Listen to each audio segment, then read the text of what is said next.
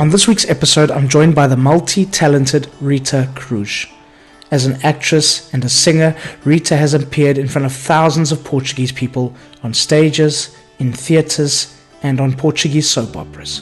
We discuss, amongst other things, how Rita finds joy in the simple pleasures, what makes her proud of her country, and how in Portugal we always manage to find a way. Welcome back, or welcome to another episode of Portugal, the Simple Life, and I'm delighted to be joined here by Rita Cruz. Rita, hello. Hello. Thank you for being on the podcast, and how are you? I'm fine, thank you. I'm fine, I'm well. Wonderful. Okay, Rita, for many people in Portugal, you won't need any introduction. I have some colleagues who were very excited that I was interviewing you for the podcast. Mm-hmm. But for some of our international listeners, maybe you could just give us a little bit of an introduction to, and a little bit about you. Okay, so I'm an actress. I'm a Portuguese actress. I have done a lot of things, but I started with theater, and then I have done television, like soap operas and series. So more, what can I say? I also have done with a colleague of the theater school. We have done the Teatro do Elétrico. It's a theater company. And else, what I can say? Oh, I sing also. I had a band, and let's talk now in this conversation, and let me introduce you with a little bit more. Excellent. We're obviously recording on the day of the municipal elections, or the day before the municipal elections. So if you hear sirens and hooting and the music, I will say also the same thing. If you hear also, it's happening the same here. Exactly. Rita, why don't you just start off telling us about where you're from? Our listeners love to hear about our guests, about their terra or their village or their hometown. Okay. What would you consider your hometown, and what do you want people to know about this place? Okay, so I live in Queijas. Queijas, it's a village in Oeiras. It's nearby Lisbon. I really love to live here because I am nearby the sea and the river. I am nearby Belém, at 10 minutes, and 10 minutes of the beach, like Carcavelos, Parede. I have also lived in Lisbon, but then I came again here because it's Oeiras. This place here, it's very calm. You know, you have everything here, and you are very close to Lisbon. That's why I love this, and I'm nearby the sea, and this is very important for me.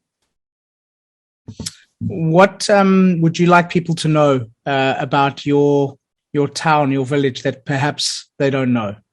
A little secret or a hidden gem that you think people should know about?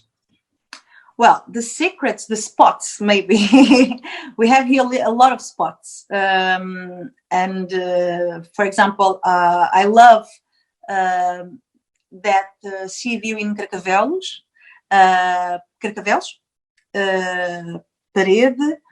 And also I go a lot to do sidewalkings in Dafundo, between Dafundo and Pastry. It's a beautiful place to be. And I think also this Oeiras has it's very good because you have a lot of quality, life quality here. And you have a lot of green spots. It's also very important. Yes, a lot of. Nice. And I don't know why, but I think I'm a little bit suspicious to say this, but I think people here are how can I say it? Can I say it beautiful? But I think they are. I don't know. Maybe because I really like this spot, and this is so beautiful to see. That I think also people are also. How can I say it now? I miss the word in English. What's the word in Portuguese? Misturados. Okay, a mixture. Yeah, it's like a mixture. A melting pot of different people. And yes, that's what I think. I'm very suspicious to say that. Yeah, you're biased. I'm very biased about where I live. So I always warn people before I go, listen, I'm going to be honest with you. I'm very biased about my place where I live, but it's the best, so it's, of course. It's also when we spoke on the phone, you mentioned that you had lived in Lisbon for a while, but you moved back there because it felt more like home for you. Yes, and also because I lived in the center of Lisbon, and it was very chaotic and a lot of traffic.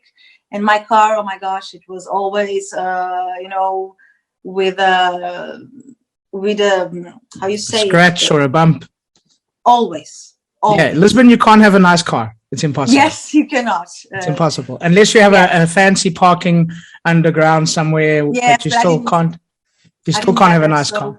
I didn't have that, but I love Lisbon. I love to go to Lisbon, but not to live, not in the center. I lived in the center, and for me, with this quality of this is very quiet. You hear the dogs, the birds. You have you also have the Tejo in Lisbon. It's different. Here you have you don't have so many buildings. Your view it's more, how can open. I say it, more open. And in Lisbon everything is very more chaotic. Yeah, I can believe that. You have, I think, around 25,000 followers on your Instagram. I'm one of them. Okay, and I saw on one of your posts you spoke about the Alentejo of your heart. Is this a place that you enjoy visiting? Yes, it's the place of where my mother was born. Oh wow! Okay. Yeah. Everybody has a connection to the Alentejo in Portugal. Amazing. Yes. The part of my mother, they are all from Alentejo, and it's amazing because I haven't been there at 2 years because of the pandemic, but. When I have been there now in this weekend, I see with a different eyes, it's I always feel at home there, but I saw that spot with a different eyes, and I really like because I love the people, I love the food. Oh my gosh, it's so it's amazing, and it's like a second home for me. It's a second home. Which part of the Alentejo is it? It's nearby Belvedere. It's in Gavião. Okay. It's a place that's not very touristic. Now it's starting to be because with the COVID, everybody came to Alentejo and into the interior of the country. So now I think it's starting to grow. Yeah, because Alentejo is not too far from Lisbon, so it's easy for people to get out of the city. It's kind of like in the States, everyone left New York and went to the Hudson and places around. It's a similar thing. And where's your dad's side of the family? Where are they from? Cabo Verde. Oh, okay, amazing. From wonderful. I've never been. I'd love to visit there. I've been in 5 islands. São Vicente, it was the island of my father. São Vicente, I've been in Fogo. It's amazing. Fogo, okay. Fogo.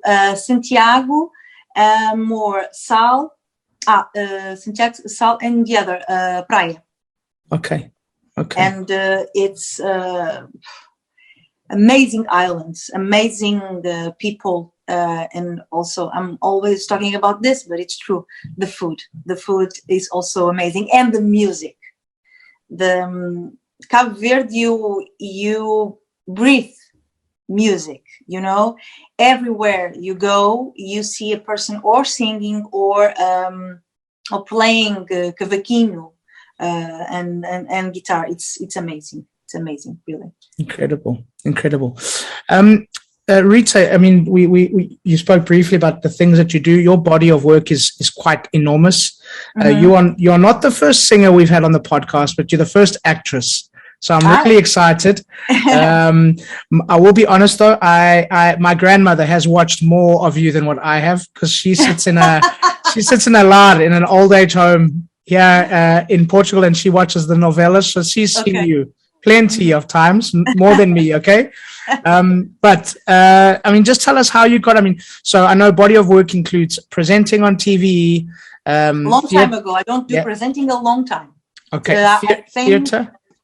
Theater, it's always in my life, always. Okay, acting and music. So you have a lot of work. How did you get into this work, and how did that all begin for you as a young lady? To be an actress, you say?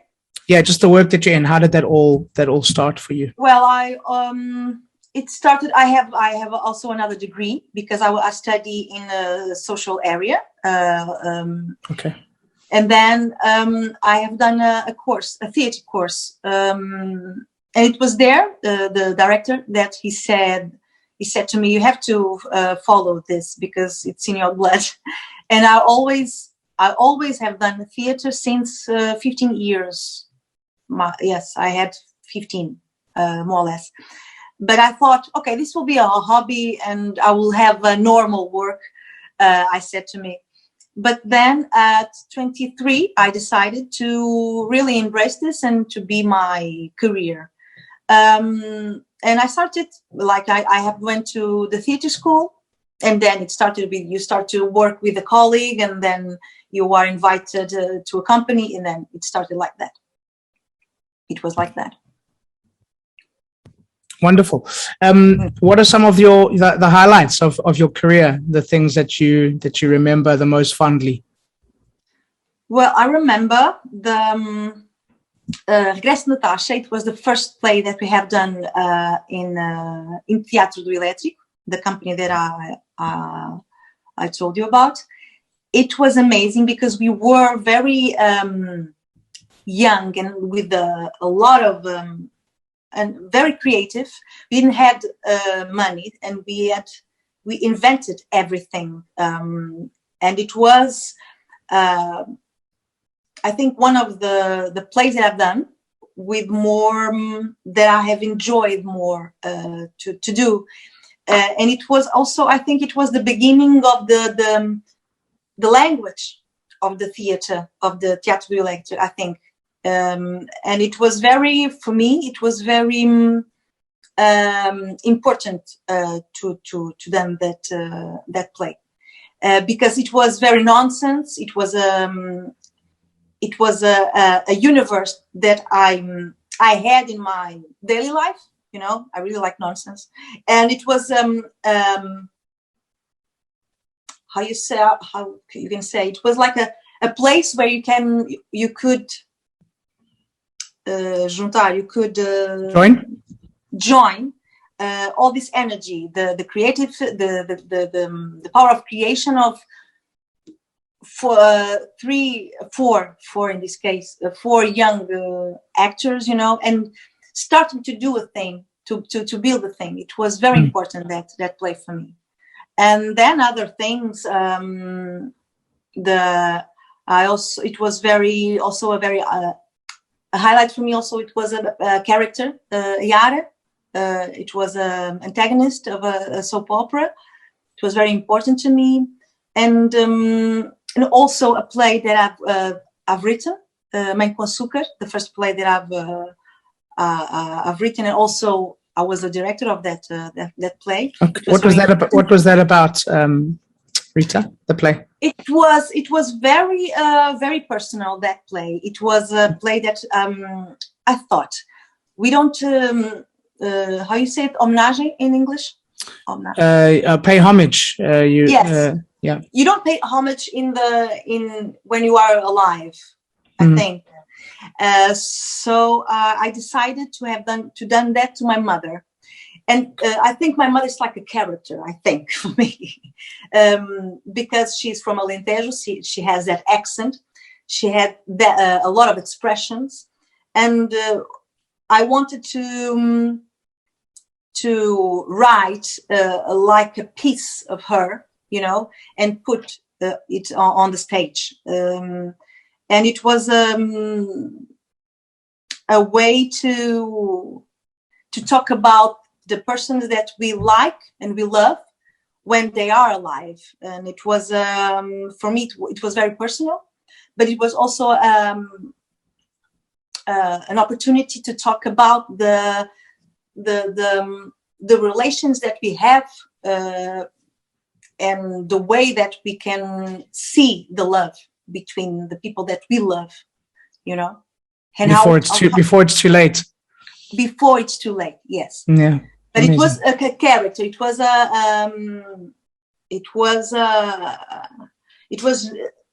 also biographic. But then I wanted to do a fictional character. But it was a thing. It was a gift for her. It was very amazing, important. beautiful. Yeah. I want to come back to a little bit of your upbringing and how that's affected you, because we've spoken about it a lot of time on the podcast. But the other thing I want to ask you was the other character that you mentioned, which was the mean boss lady in the novella. I mean, you're so nice and pleasant. How did you manage to become this mean lady? It was a really good role. You were. I was scared. I was like, oh, that was if I was working with her, I'd be afraid. But how did you manage? How did you manage to pull that out of you? Because you're so nice and pleasant to talk to anyway. I think it's this is very cliche, but it's the thing of the theater, and to be an actor, it's to have the possibility of being a person or living a life that you don't live in, and how to get to that kind of person. I thought, of course, there are a lot of Yaras in this world, and they are all very human. You have to be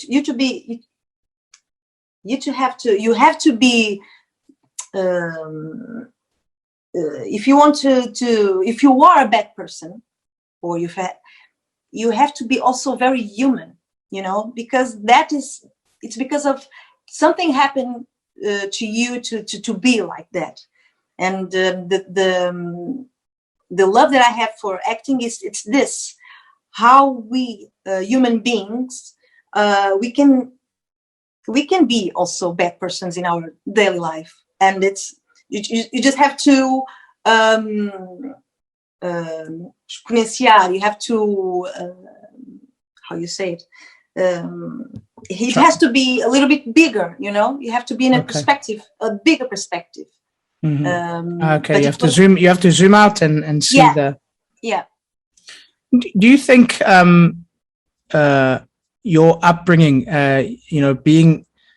being in Portugal, having this sort of mixed family, with your dad from Cape Verde, your mom from Alentejo, because you've spoken about two things here. One being the theatre that you did, the homage that you did to your mom, that play, the relating to someone that's not like you. You need empathy to do that. You need to be able to tap into human nature. It's the main thing. Yeah. It's empathy. Yeah. I think we have to be an actor. I think it's one of the most important things. It's to be empathic to the other person. Empathetic, to that situation. How do you think growing up here and being in the place that you are, being in Portugal, growing up with, one of the things about Portugal is we are a mixed country. We have so many different roots and origins and so many parts of Portugal throughout the world and roots all over. How do you think the mixture, and you spoke about Ritas as this mixture of people, how do you think that mixture that you have around you and that you brought up with helped you to understand people better and help you do this job and be the success that you are? That it's difficult to be the image of the mixture because yes, Portugal, we have a lot of mixture, but we also do not. Sometimes we like to recognize it, and sometimes we don't want to. And to be in that limbo, sometimes it's difficult. because I'm talking, for example, to be I am Portuguese. I'm born in Portugal, but for example, to be a half Portuguese, half Cabo Verde, né? Sorry, it's sometimes it's difficult to people to say that you are Portuguese. You know, I'm Portuguese, but I have a lot to do. What can I say? It's like I have always to justify that I'm Portuguese, you know. But yes, it's I have worked a lot to demystify this, you know, and I think we just do this with work. If you work more, people just start to normalize it. Oh, okay, this is normal. You don't have always to do that question. Why? That's what I think. Yeah. How do you think your upbringing in the place that you live help you to be better at what you do? To help you be better at what you do, tap into the human experience, understand the human experience a bit more, because a lot of acting is about that, like you mentioned, is being able to understand people. It's understand people. It's being in your own spot. It's what do I mean with this? You are very little. You are a human being. You are very little. And we have a lot of perspectives, and everything depends of the perspective of how you see the things. And everyone has his own version of his perspective of the world, you know. And I say it again. You have to how you say it? Use the shoes of the other to understand how is the world, because we are very little. That's what I think. I think to be an actor, you have to realize that you are very little, but we are enormous in emotional way of being and living the life. That's what I think, you know. Yeah. I mean, what do you think has helped you be able to do that, to see other people, to see through other people's eyes? What do you think are the things in your surroundings? I think I'm very curious, and it was very also. It was it's a thing of my family to ask for, you know, to see other things, to understand that we are very different. And I think it's this curiosity. I remember when I was I was a kid, and I was always asking my mother, why that lady is like that? Why that young man is like that? I was always asking. And I think the response of my family was always stimulate, you know, my curiosity. And I think this is one of ingredients, yes, of this, of how to ask for more, you know, to see how is the other, how are the other persons, you know. That's what I think. Yeah, amazing. Rita, and tell us about your music. Music. Give us something. Yeah. Yes, I have a band. It's an important part.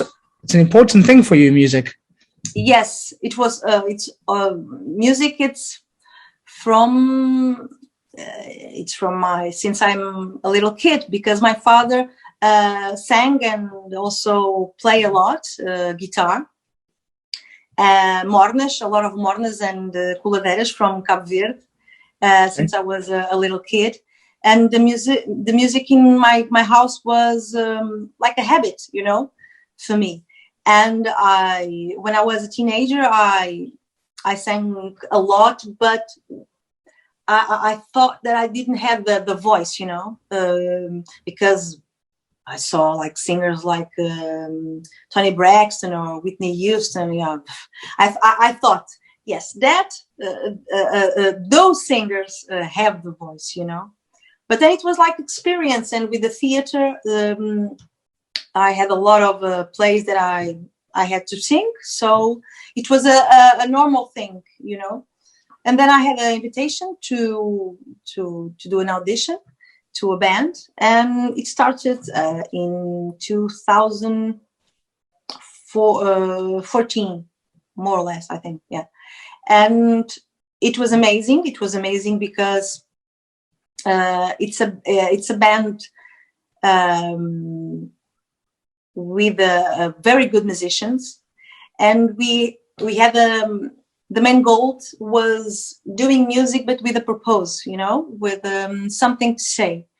And now we are in a pause.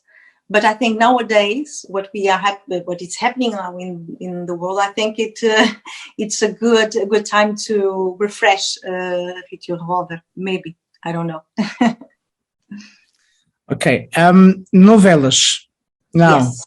I was fortunate enough to, depending on which way you're looking at it, I spent 5 months in hospital in 2019, but one of the things that I was able to do because of that was watch a lot of Portuguese TV, and you see inside the Portuguese culture in a big way with those shows where they go into the villages with the music and the playback bands.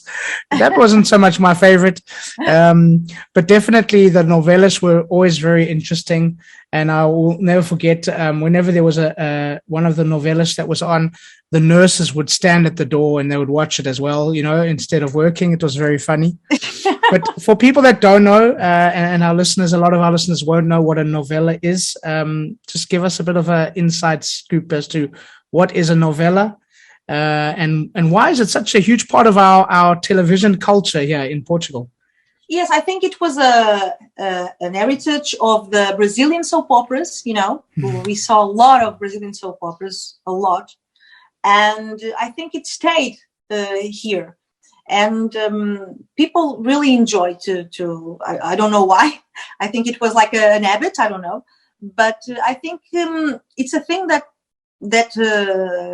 now we have also Netflix and others, HBOs, but I think Portuguese love to see a really good soap opera. Don't ask me why. Don't ask me why. But I think it's because of that, because we saw a lot of Brazilian novellas. So I think it was a thing that stayed. Rita, I mean, one of the things that I've noticed with the novellas in Portugal is that a lot of it's based around a particular part of the country, which I think that's quite nice. It's quite unique to what I've seen with American and British and Brazilian novellas. The Portuguese novellas you've got Nazaré, and you've got others that are about the Alentejo, and others that are about the Tejo and things like that. Fiel, Yeah, which I think is quite nice. And that's the thing that I enjoy actually the most about them, is that you learn something about another place that maybe you wouldn't have known before. But maybe, I mean, what are some of the places that your work has taken you? Some of the places in the country that you really, really enjoyed, and some of your favorite places? For example, I went to Viana do Castelo. I have done a soap opera. It was done in Viana do Castelo, but my character never went there. So when I finished the soap opera, I went there, and I stayed. It was amazing. It was amazing to see the city. I traveled more, not in Portugal, but with soap operas. I've been in Mozambique and in Angola, but in Portugal I've been always nearby. I've been in Serra da Estrela, and also in Lisbon. But I went to Viana do Castelo to discover the Viana do Castelo because I have done a soap opera that was filmed there. Mm-hmm. Do you have a favorite local cafe that you go to in town where you live? I have one. It's in now I don't remember the name. It's Bar Os Gêmeos. Okay. It's in Carcavelos. It's Okay. in front of the sea. I go there since I don't know. Since I was a teenager, I think. What's your favorite pastry? Sorry? Your favorite pastry? Your favorite cake or dessert? Pastel de nata. Pastel de Belém? Pastel de Belém, yes. Coffee with a nata. Always. I mean, you can't beat a classic. Can't beat a classic. Yes, because it's so good, and when it's warm, so good. I mean, Rita, for you, with you got this sort of high-paced life with theater and work and music and acting and everything. I mean, how does it feel to you when you get back to your village and you walk down the street and there's people that you know and people who know your name and they just know you as Rita from the village, not Rita, the big actress? Yes. How does it feel when you walk down the street and you're in your village and in your hometown and you hear the birds, like you said? How does that feel for you? How does that change? And how does it feel when you come home? It's it's peace, it's where everything is calm and everything is simple.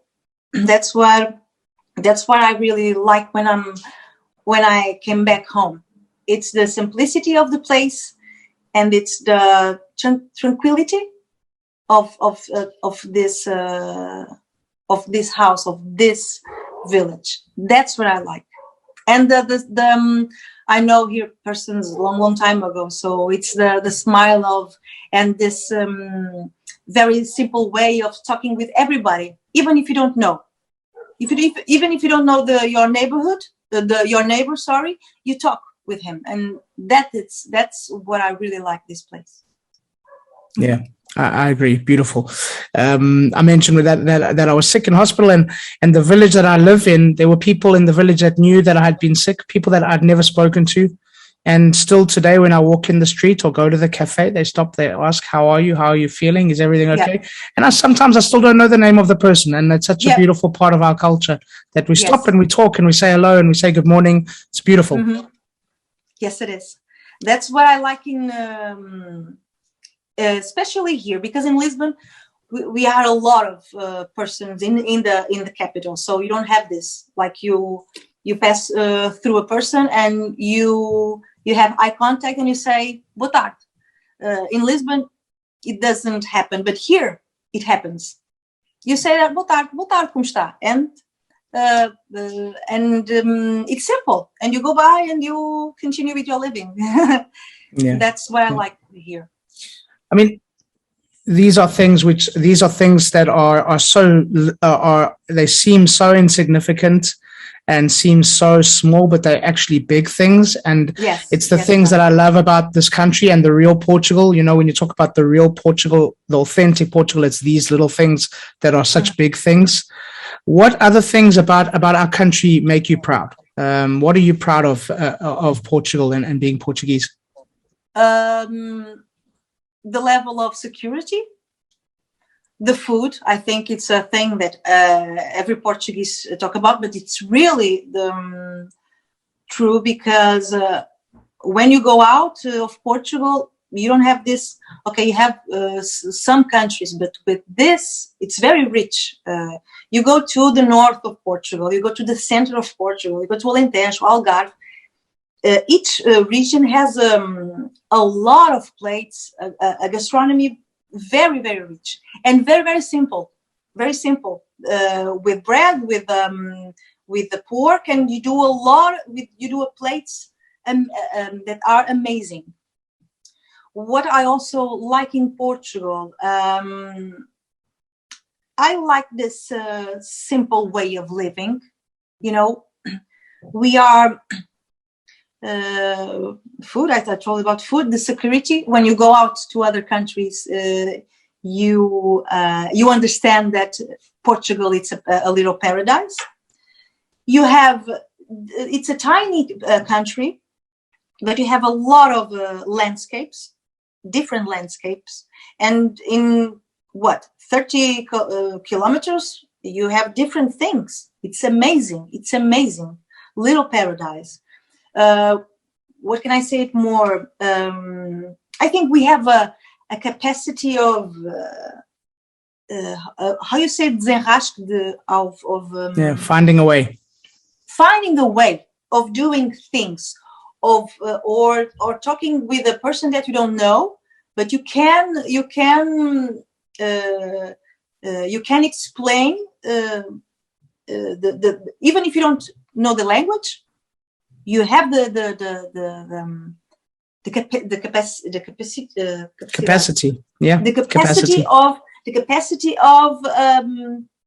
of explain a thing, even if you don't know, even if you don't know English or French or Spanish, whatever. And I think we are very we like to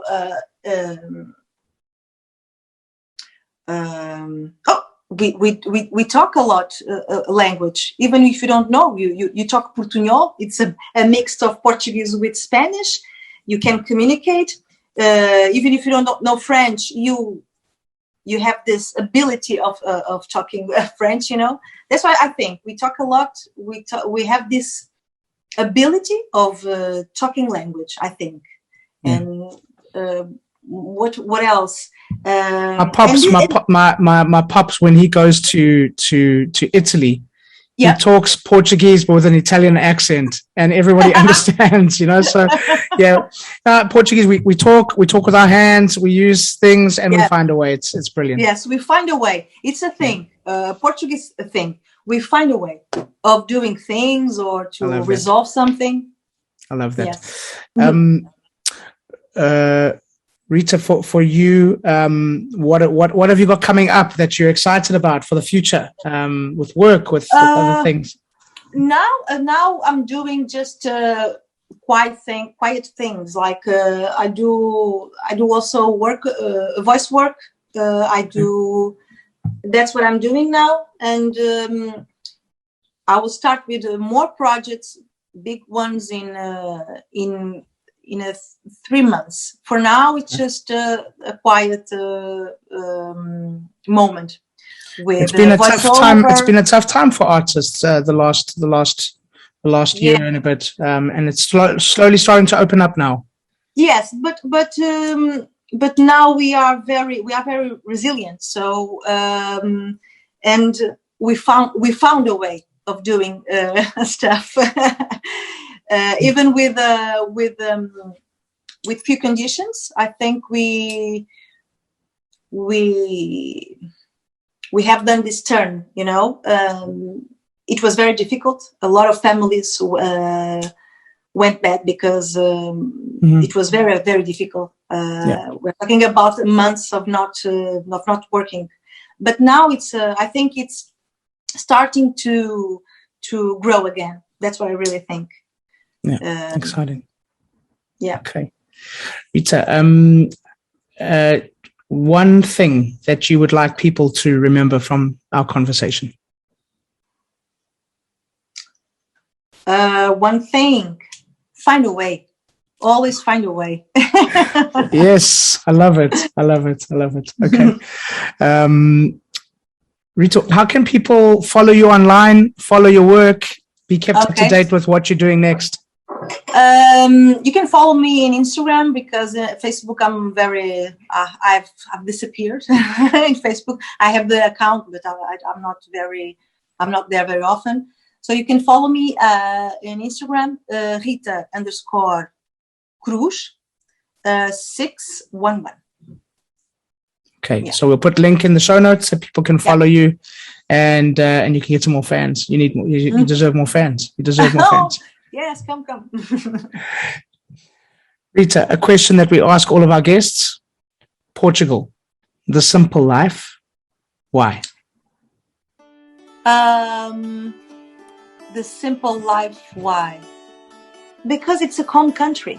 It's a very calm country. It's a little paradise. I think we don't imagine how how calm it's. Okay, we have a lot of problems, but, of course, but in general, this is a very Pacific a country, and it's very calm, and you have a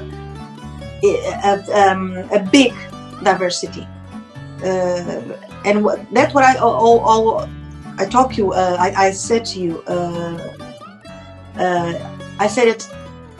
We have a little paradise in Portugal, you know, and it's simple life because people are very simple.